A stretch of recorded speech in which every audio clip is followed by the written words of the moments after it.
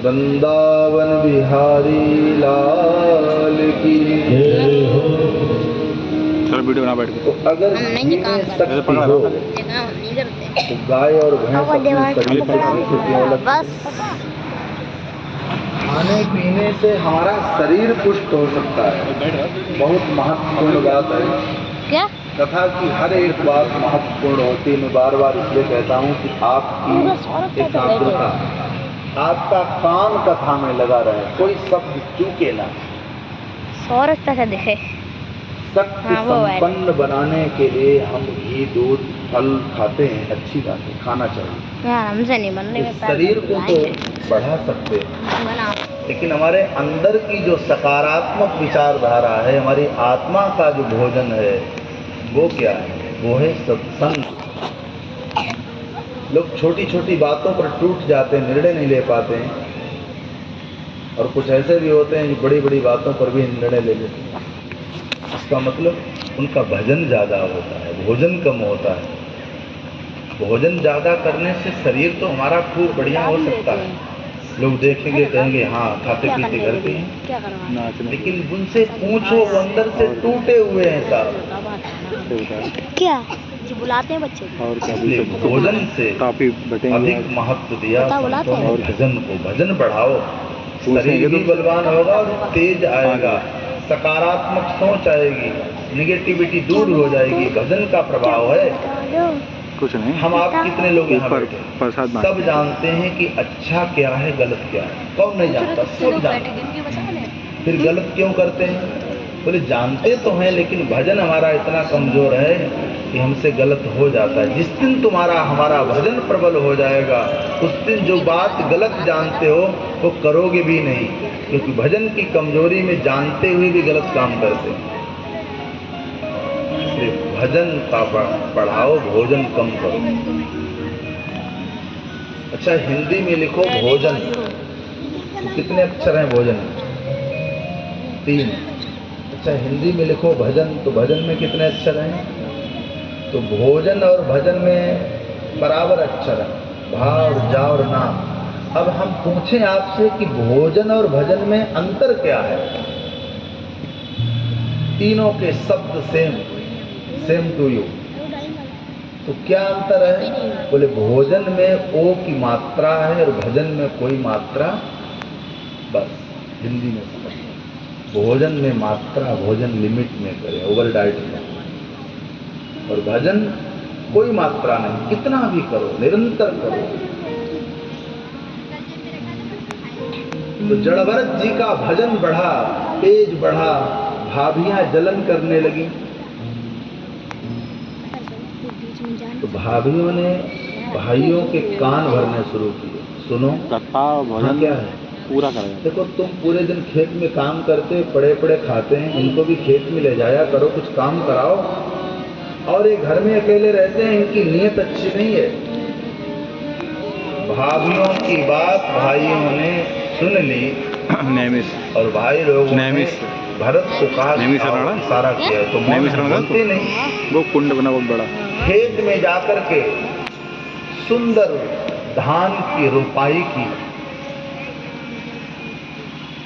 भरत जी को कहा कि मचान बनाया, सुंदर सा एक मचान, बोले इस पर बैठो और खेत की रखवाली करो, ये तुम्हारी ड्यूटी है। सीधे साधे भरत जी उस मचान पर बैठ गए, आनंद पूर्वक भगवान का भजन करते हैं, उसी पर बैठे रहते हैं। जब धान की फसल तैयार होती, छोटी छोटी चिड़ियां आती हैं और खाती हैं। भरत जी भगाते नहीं है, जिसको ड्यूटी दी गई वो ड्यूटी का पालन नहीं कर रहे, खा रहे हैं, देख रहे हैं कि मेरे प्रभु चिड़ियों के रूप में आज मेरे खेत का अन्न खा रहे हैं। बच्चे तो खिलाए जाएंगे। खाने के बाद चिड़ियाँ उड़ जाती हैं। भरत जी को दुख हुआ, ये चिड़ियाँ कहाँ जा रही हैं? देखने गए तो देखा चिड़ियाँ सरोवर पर पानी पीने गई। भरत जी ने कहा, अरे राम राम, हमारे भगवान को इतना कष्ट, खाते हमारे यहाँ पानी, दूसरे के यहाँ पीते, अरे राम राम। उठाया फावड़ा और खेत के बीच में सुंदर बड़ा अच्छा तालाब बनाया, मटके भर भर के उसमें पानी भर दिया और चिड़िया खाने आई। कहा, मेरी प्यारी चिड़ियों, खाओ भी यहीं और पानी भी यहीं का पियो। राम जी की चिड़िया, राम जी को खेत, खा लो चिड़ियों भर भर। अब चिड़िया तो खूब खाती हैं वहीं और पानी भी वहीं पी रही। जब 4 महीने बाद फसल पक करके तैयार हुई, भाइयों ने कहा चलो काट लाएं। काटने के लिए आए तो देखा है कि उसमें एक भी फल नहीं है, लकड़ियां खाई। एक भाई ने कहा, हो गया सत्यानाश, सारी मेहनत चली गई। दूसरे ने कहा, कोई बात नहीं, खेत को खाली तो करना है, इसको काट लो।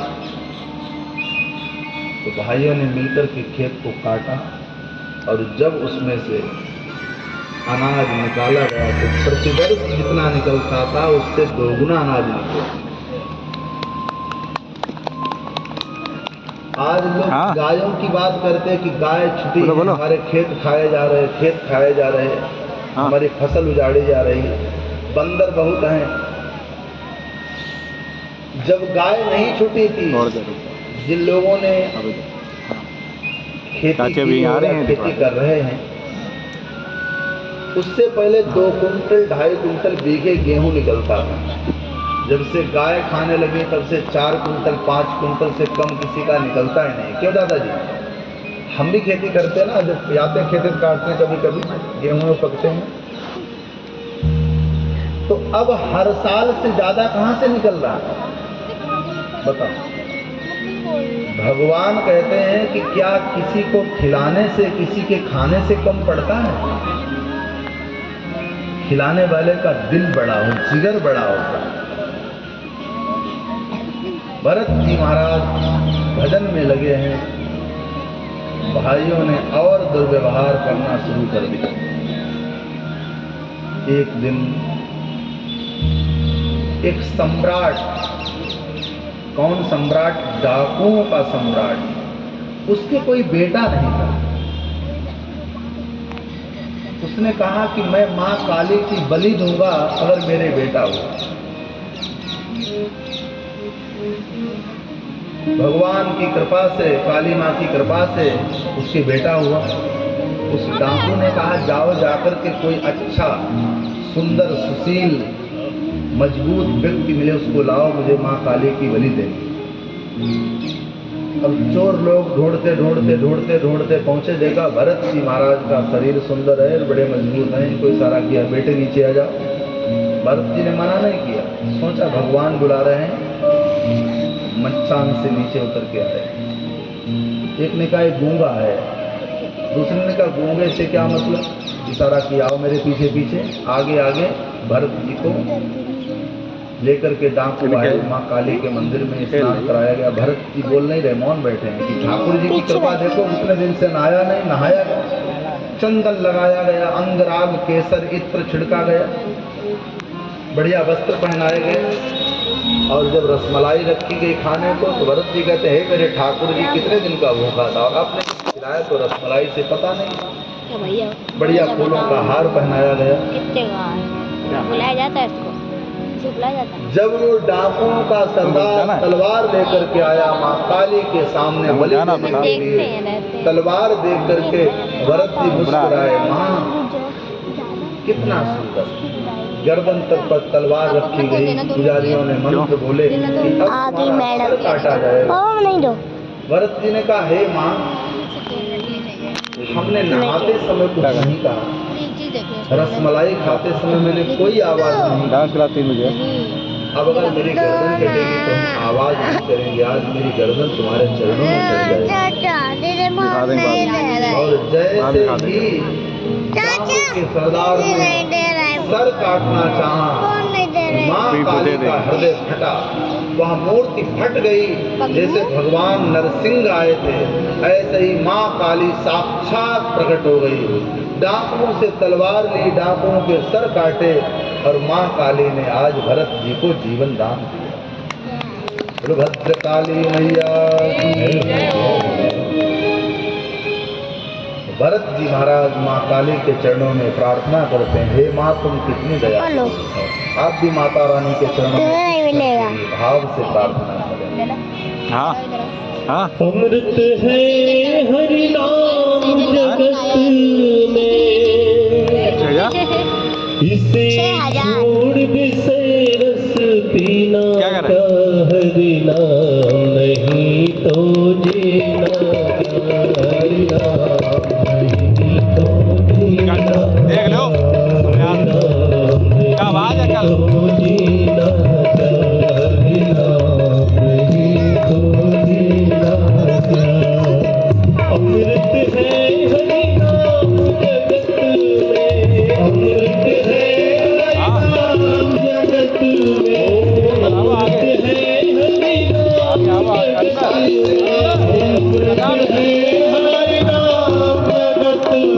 छोड़ विषय रस पीना क्या हरि नाम नहीं तो जीना, हरि नाम नहीं तो जीना, हरि नाम नहीं तो जीना, हरि नाम नहीं तो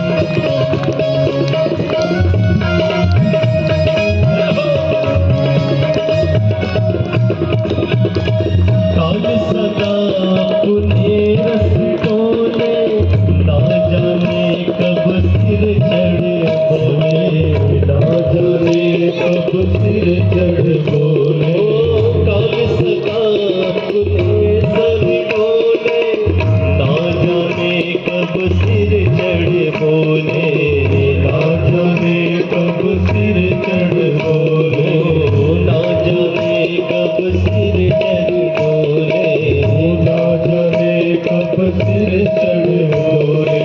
हरि का नाम जपो निस्वास रे, हरि का नाम जपो निस्वास, ओ हरि का नाम जपो निस्वास रे, हरि का नाम जपो निस्वास रे। में बस बस दीना क्या, हरि नाम नहीं तो दीना क्या, हरि नाम नहीं तो दीना क्या, हरि नाम नहीं तो दीना क्या, हरि नाम नहीं तो दीना क्या। अमृत है हरि नाम जगत में, अमृत है हरि नाम जगत में, इसे छोड़ भी से रस पीना क्या, हरि नाम नहीं तो जीना क्या, हरि नाम नहीं तो जीना क्या, हरि नाम नहीं तो जीना, हरि नाम नहीं तो जीना क्या।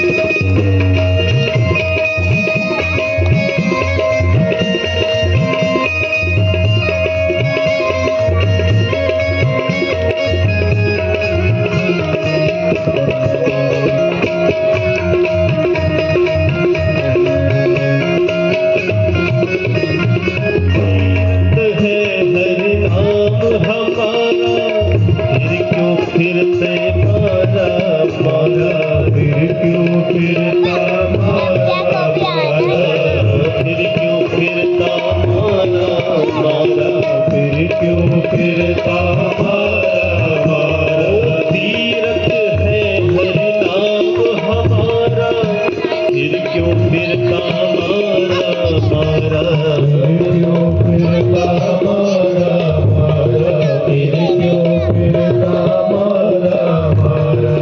अंत समय हरि नाम नहावे, अंत समय हरि नाम नहावे, अंत समय हरि नाम नहावे, अंत समय हरि नाम नहावे। काशी और मदीना हरि नाम नहीं तो जीना, हरि नाम नहीं तो जीना क्या, हरि नाम नहीं तो जीना क्या, हरि नाम नहीं तो जीना क्या। अमृत है हरि नाम जगत में, अमृत है हरि नाम जगत में, ओ अमृत है हरि नाम जगत में, अमृत है हरि नाम जगत में। छोड़ भी से रस पीना क्या, हरि नाम नहीं तो जीना क्या, हरि नाम नहीं तो जीना क्या, हरि नाम नहीं तो जीना, हरि नाम नहीं तो जीना क्या।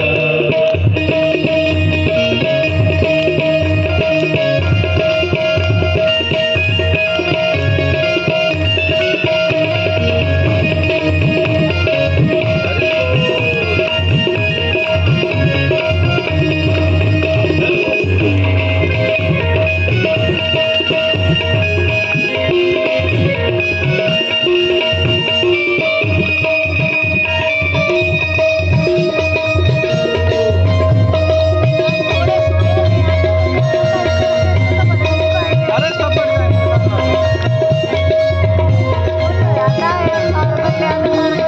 हाँ बनवा रहे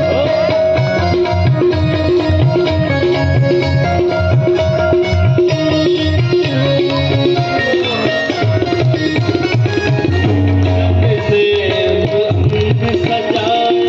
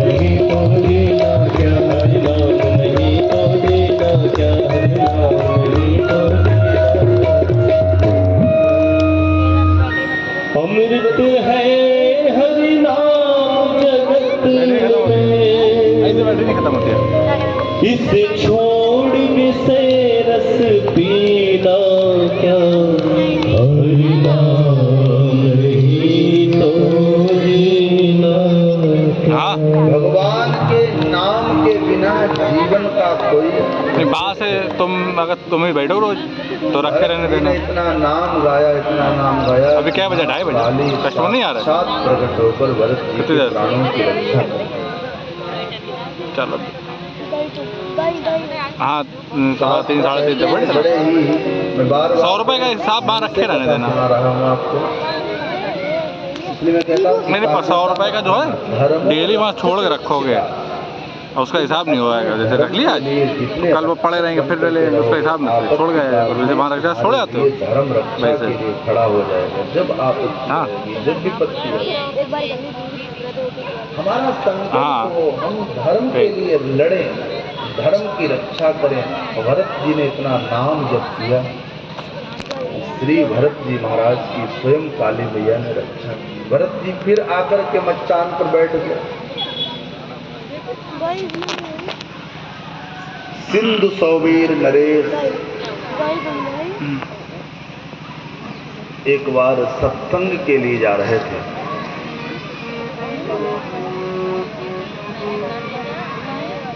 तो उन राजा के लिए श्री भरत जी ने मौन व्रत तोड़ा था।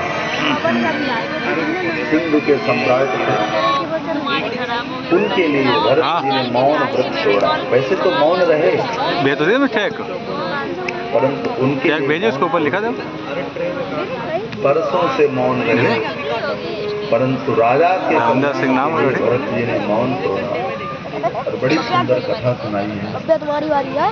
सिंधु नरेश क्या हुआ? श्री भरत जी ने कहा कि हे राजन, क्या आ गया? तुम जिस शरीर से इतने आसक्त हो, अपने शरीर को ही तुम सब कुछ मानते हो, वो शरीर कैसा है? ला मेरी बारी थी। लिन्याहम देहो देह भाजा लोके। श्री भरत जी ने आज मौन व्रत तोड़ा। लो कल जब कभी कोई कुछ बोले तो उस बोलने के लिए क्या होना चाहिए? बोलने से लोक मंगल हो। हमारा बोलना ऐसा न बन जाए जिससे लोक का अमंगल हो। हम बोलें तो लोक का मंगल होना चाहिए। हमारे बोलने से जहाँ झगड़ा न हो रहा हो वहाँ झगड़ा हो, ऐसी जगह बोलना नहीं चाहिए। हम बोलें तो विवाद हो रहा हो और मेरे बोलने से विवाद रुक जाए तो तुम्हारा बोलना सार्थक हो। हो गया। जगत कल्याण के लिए श्री भरत जी अरे इसकी ने बारी। राजा रघुगढ़ को कथा सुनाई है भागवत महापुराण में। किस्मत है तुम्हारी यार। पहली बार मौन व्रत तोड़ा। भरत जी कहते हैं, हे राजन, काम कर रहा है। आज तुम राजा, कल कोई और राजा बनेगा, कल वो रंक बनेगा, वो राजा बनेगा। ये जगत का क्रम है। ये जिसको भी किंचित मात्र अभिमान हो वो अपने मन में बिठा ले। आज हमारे पास 5 करोड़ हैं तो कल भी 5 करोड़ रहेंगे, इसकी कोई गारंटी नहीं।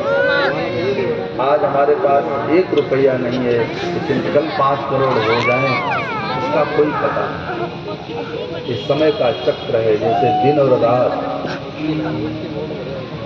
आपसे बड़ी ईमानदारी से पूछें और आप उत्तर देना। हेलो संसार का कोई प्राणी क्या दुख चाहता है? संस्कार पर कितने हैं? लेकिन दुख आता है। हाँ 70 बाकी हैं। दुकानदार 25 बाकी पास। जब सामान लगा करके दुकान की नहीं, जब ये दिलवाए चुके हैं। दुकानदार ने दुकान की ओपनिंग किस लिए की? और राहुल बताया जा रहा है कि खोलने को करवाया। पापा फिर भी हानि उठानी पड़ती। पापा तो भगवान कहते हैं कि जब बिना हानि के लिए तुमने काम किया और हानि उठानी पड़ी, नहीं किसी दिन लाभ भी बिना कहे हम तुमको कराएंगे। न चाहने पर संसार में दुख मिलता है तो न चाहने पर हम आपको समय पर सुख भी मिलेगा। ला मेरी बारी है। अब आपके मन में एक और क्वेश्चन जन्म ले चुका है, मैं क्लियर कर रहा हूँ। मन में आपके क्या क्वेश्चन है? यथार्थ बता देना, ऐसा आप सबने सोचा कि भगवान की पूजा करने वाले को हम देखते हैं कि बेचारा परेशान होता है, भगवान को मानने वाला परेशान, नित्य अपराध करने वाला, चोरी करने वाला, लोगों को ठगने वाला बड़ा सुखी है। क्वेश्चन सबके मन में आया होगा। हम एक ही लगा दें। देखो, माँ की गोद में बेटा होता है और बेटा रोता है, दूध पिलाओ दूध पिलाओ। माँ के हाथ में दूध की बोतल भी है लेकिन माँ पिला नहीं देती। हाँ हो जाएगा, दोनों दो काउंटर पे ना आप अभी। पूछा क्यों? सबसे पहले किधर हो तुम इतनी निर्दयी क्यों हो गई? तुम्हारा बेटा दूध मांग रहा, रो रहा और तुम्हारी गोद में दूध भी हाथ में क्यों नहीं पिला रही? माँ कहती है अभी बेटे के योग्य दूध नहीं। क्यों? बोले बहुत गर्म है, इसको भी पिलाएंगे, इसका मुंह जल जाएगा। दूध इसी के लिए, इसी को पिलाएंगे लेकिन ये ठंडा हो जाए। बच्चे को लगता है मेरी माँ मेरे साथ अन्याय कर रही, लेकिन यथार्थ में माँ न्याय कर रही है कि तेरे योग्य दूध हो जाए तब तुझे पिलाएं। ऐसे ही हम सबके लिए नियत कर रखा है भगवान ने, हमें तुम्हें कितना और कब देना है। जब देखेंगे कि इसकी आवश्यकता है, उसके पात्र हो तभी मिलेगा। तो जब बिना बुलाए दुख आ जाता है तो बिना बुलाए सुख भी आ जाएगा। भरत जी कहते हैं नायम देहो देह भाजा नृलोके, ये शरीर एक दिन नाश हो जाएगा। किसी से कह दो मरने की बात तो लोग क्या कहते हैं, अरे राम राम, अच्छा हो ऐसा न बोलो, लोग कहते हैं अरे एक वही तो लगाओ ना। जो दिन भर बोला जाता है वो सब असत्य है, लेकिन मृत्यु सत्य है। इसका नाम आ गया। लोग कहते रहे अच्छा